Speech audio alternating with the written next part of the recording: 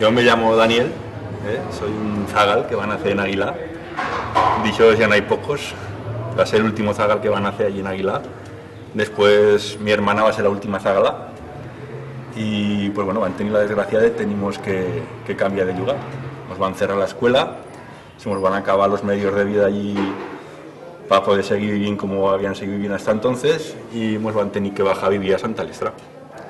Y yo que para la Chen le parece un cambio quizás sea corto, de pocos kilómetros y que está muy cerca aún, pues para nosotros va a ser un cambio terrible. Porque a saberlo de gran, porque nosotros estaban acostumbrados a vivir en un pueblo, a no había ni luz, ni agua corriente en las casas, no había carreteras, todo el transporte y todo el movimiento de Chen se tenía que hacer con las caballerías, con los bajes, y bueno, han llegado a un sitio donde no había carretera, no había luz, no había agua corriente, y bueno, pues los primeros días para nosotros aquello era pues el juego más grande que tenían.